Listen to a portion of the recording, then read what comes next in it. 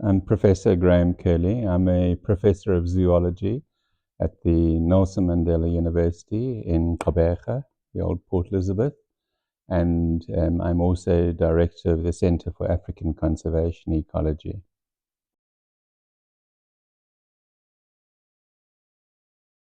So I studied zoology originally, but my real interests are ecology and then conservation biology, the sense that we can't study something unless we're prepared to protect it. And the idea about the greater Addo concept came about because we've been working across those landscapes in the bush in Addo, the Thicket, in the fynbos up in the Suidberg Mountains, in the Karoo landscape where I'd done my PhD, and then in the forests along the Alexandria coast and in the Alexandria dune field. And I just realized there was an incredible package of different landscapes and experiences. And I was struggling with the question: how do we conserve these landscapes in the face of the economic pressures being placed upon them? So what happened was that I realized that conservation in itself is an economic land use, and this is a common concept these days. 30, 40 years ago, it was not a common concept.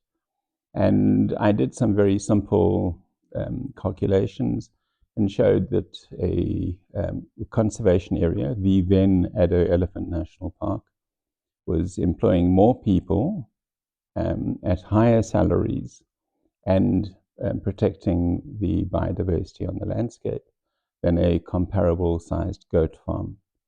So it then became a case of, well, how do we expand the park in order to not just necessarily only conserve biodiversity, but create opportunities for the people living on those landscapes to benefit from those opportunities. So the sense of conservation through development was, I think, a really novel idea at the time. And we did some more detailed studies and confirmed this and showed, in fact, that the then very small Addo Elephant National Park, it was only 12,000 hectares, and really was focused on elephants. The park was employing, as I said, more people at a better salary, but in addition, it was generating an enormous economic activity.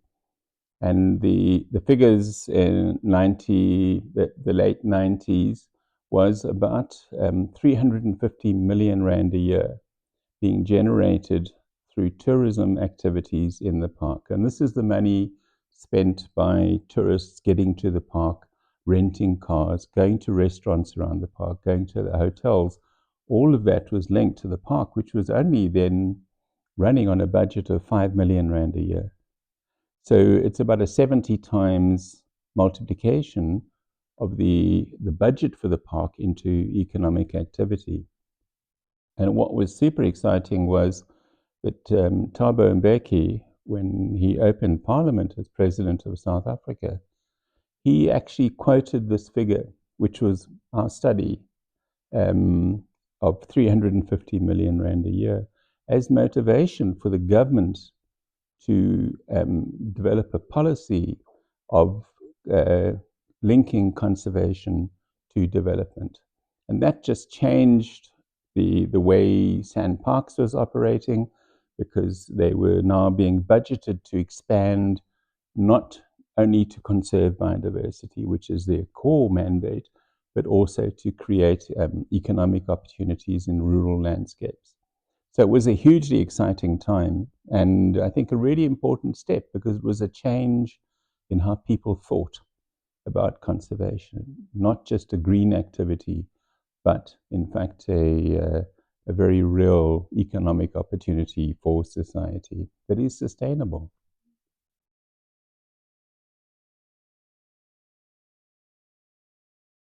So the Addo was 12,000 hectares, and adjacent to it was the Suidberg National Park, which most people have forgotten. and the Alexandria coastal dune field. And this was then all amalgamated into the greater Addo.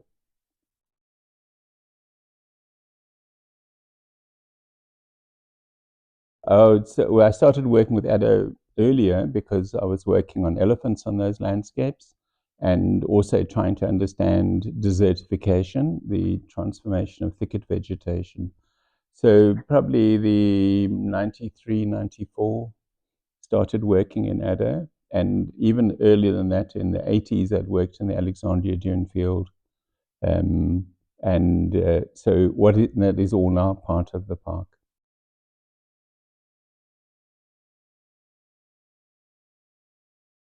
The interesting work that was done actually by Greg Stewart Hill was he argued that the elephants were, he called them the conservators of thicket.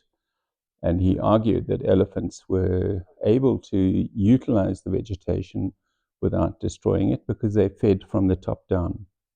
And whereas goats coming in feed from the bottom up, it's a bit simplistic because elephants will happily uproot vegetation, but it does get the sense of uh, managing for co-evolved ecological processes rather than introduced ecological processes. So the elephants were seen as having co-evolved with the vegetation compared to the domestic livestock.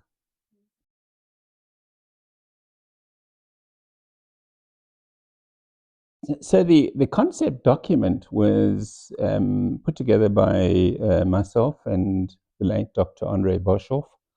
And I think that very importantly, what we did was, and to be honest, it was we didn't think that the concept would be taken on so strongly, but what we did was we looked at the landscape and said we have to find a way to create employment and also conserve this biodiversity. So it was the document set out the conservation value and the economic value. And then it provided a broad outline of a possible expanded park. So that was the 350,000 hectare expanded Greater Addo plus the marine landscape. So it pointed out that you had this relic population of elephants, a relic population of buffalo, all the different vegetation types and biomes in the landscape, plus the largest coastal dune field in South Africa, plus the largest African penguin colony in the world, plus the largest Cape gannet colony in the world.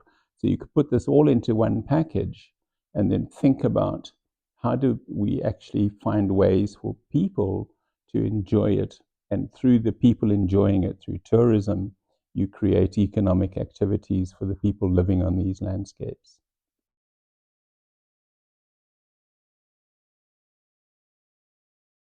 So it was really put together by Andre Boshoff and myself, and it was a concept document that was really something we could wave at society and say, folks, do you think this would be a good idea? Would it be of benefit to the communities and also to conservation? So it was a bit of a prod, an intellectual prod. And what was really interesting was I was then in America on a sabbatical as a visiting professor in America.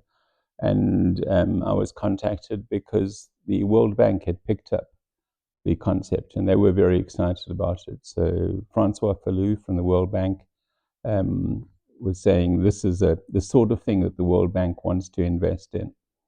And the process then evolved in that government developed a policy of investing in conservation for development, and they tasked SANParks with implementing this.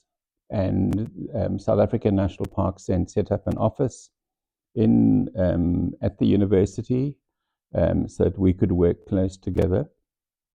And it all started happening, which was a real surprise because as a scientist, you don't normally expect people to pay too much attention to the application of our ideas.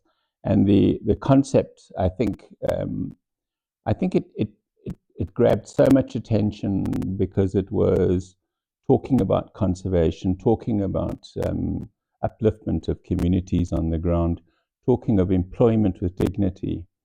These were all ideas that really resonated, and they are still very important concepts that attracted a lot of interest.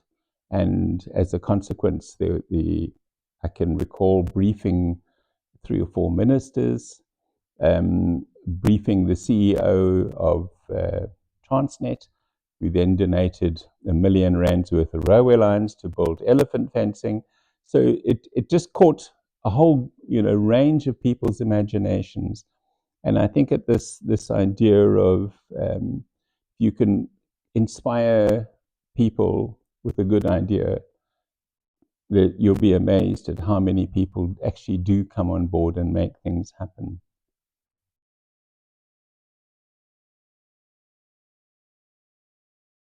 I think it was an important project because at the time conservation was seen as being a fringe activity, a nice to have in society. And what it did was it made people sit up and realize that there are additional benefits to conservation. And so it also made people realize that we aren't trapped in the land use that you see right now. We can actually, as a society, agree upon a better future and start to implement a better future. And I think that those ideas of changing people's minds about how we had to think about these landscapes and what our responsibilities are and what the real opportunities are, I think were very powerful at the time. And they still are very powerful. They still resonate.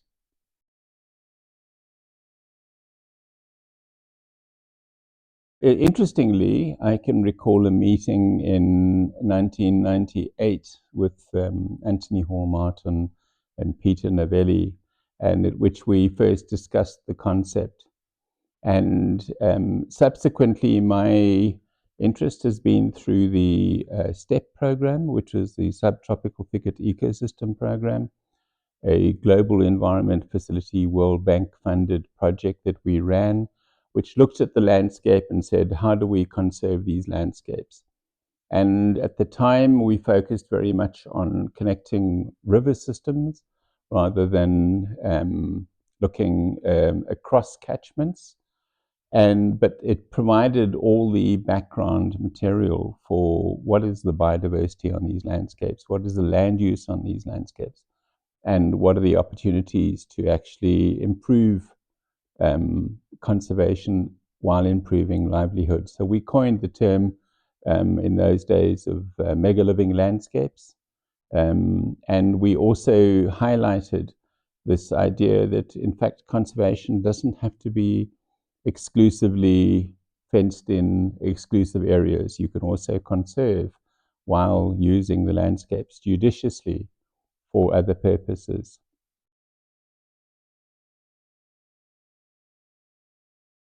Livestock farming, wildlife farming, these are all highly compatible with conservation if done at appropriate levels and scales. And so we're now working on the idea of actually using these landscapes for mitigating climate change impacts. So the idea that we could be using wildlife or mimicking wildlife on the landscape in order to improve carbon sequestration, to reduce methane production, to manage fires in these systems. These are all ideas that link in directly to climate change. So our thinking has really evolved over the last 30 odd years to go from, and particularly mine, in the early days, thinking about conservation and linking it to local community well-being.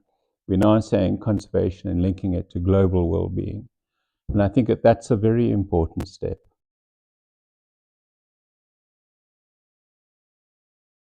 So the other component of the mountain zebra to Kamdaboo linkage was that we recently modeled the potential mammal communities that you could support on these landscapes. And one of the biggest threats to biodiversity is the fact that we have all these fragmented conservation areas with populations that are not viable in genetic or evolutionary terms. So we are in effect creating a much larger conservation problem because we've got all these fragmented populations. So what we argue is that you need to actually be planning not just to have a breeding population of, for example, elephants or rhinos or lions, but you should actually have a population which is large enough to sustain the important ecological and evolutionary processes. And so this is to avoid genetic problems building up in our conserved populations. And what we've shown, in fact, is that the potential mountain zebra to Kamdaboo area would actually sustain viable populations, and we use the figure of about 5,000 individuals. That's what the science tells us at the moment, of a couple of really important species. This is the Cape Mountain zebra, the black wildebeest, and the blesbuck. These are all species that are endemic to South Africa. So nowhere else in the world, or no one else in the world, has the responsibility to conserve them.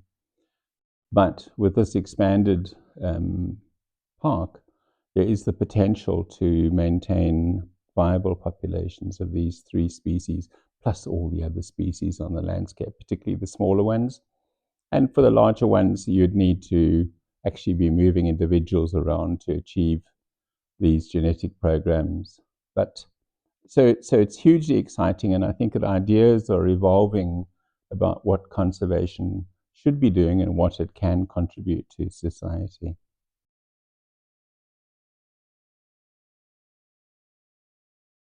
I think that the critical thing to think about conservation is it's a long game. I also think that people's attitudes towards conservation have changed. So society at large is much more supportive of conservation. Of course, we also have learned a lot about managing the risks and the pressures for communities. But I do recall that people, when they see a good idea, they find a way that aligns with their own interests, and then they make things work. So that's the key. How do we get people to see the value of conservation initiatives for their own well-being?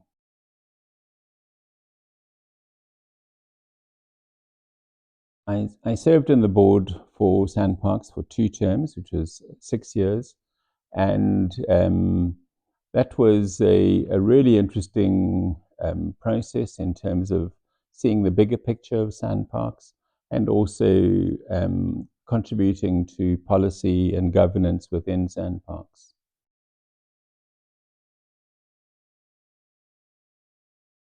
I served on the board of Eastern Cape Parks also for 6 years. That was 2004 to 2010. And that was really a very formative process for me in terms of, because that was the founding of Eastern Cape Parks.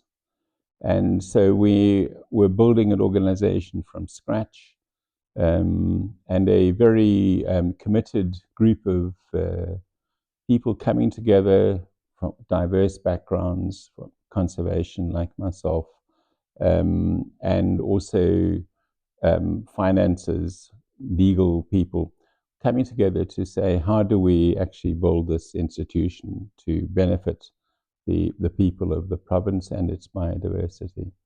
So it was a really interesting time, and I'm very pleased that the policies that we developed have actually been very robust.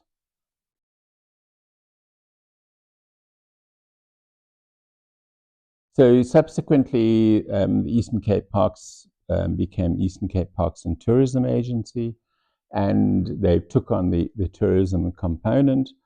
They also have been very successful. If you think about the expansion of the Baviaanskloof, which was also a concept that we developed, the Baviaanskloof Mega Reserve. And then I think the other really important conservation initiative that they've been driving is the population of black rhinos in the Great Fish River, and that has gone from being a reintroduction site to a donor site for other properties, and sending black rhino as far afield as Zambia. So making a real difference for conservation.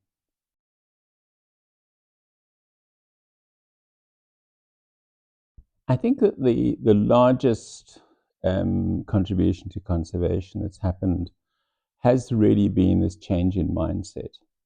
So that society doesn't see conservation as something that's done as a side activity, but it's much more central to this idea of mainstreaming the value of conservation to society. That has been really, really important. And so together with that, we've seen expansion of the Greater Addo. We've seen expansion of the Baviaanskloof Mega Reserve, and we've also seen the expansion of the Great Fish River Nature Reserve.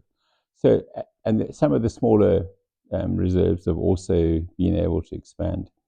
And on top of that, there's been the massive growth in the private development of private nature reserves in the Eastern Cape, which has also been linked to the wildlife economy and to the growth of ecotourism in this part of the world.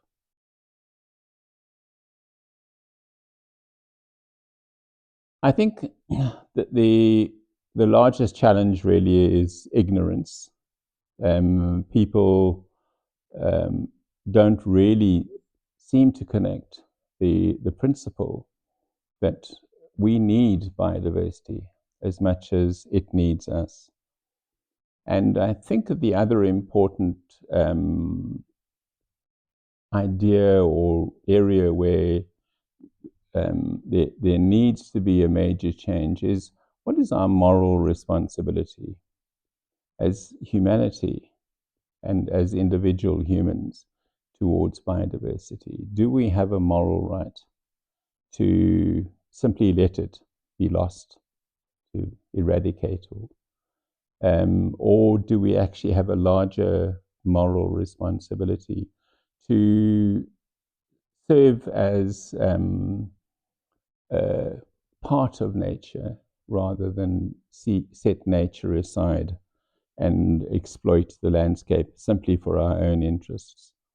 And I think also to learn to share our planet with biodiversity. If we can do that, I think that not only will we craft a better future for ourselves, but we will be better as a society.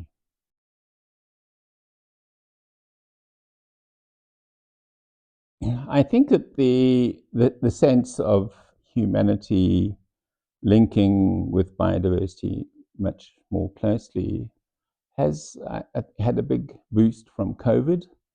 People suddenly realized we're not separate from nature. We are part of nature. We are as vulnerable as the rest of the biodiversity is to these sorts of processes.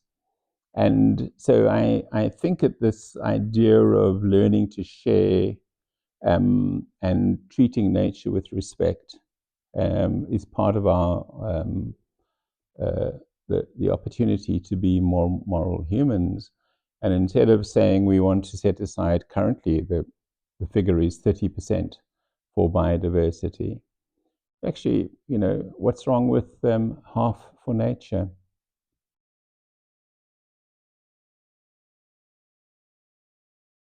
The key to me also has been how exciting it is to be part of these sorts of developments, driven, I think, originally by simple passion for wildlife, for animals, wanting to understand and work with animals. And it's so exciting to actually get people on board and try and find a better way while learning all the time.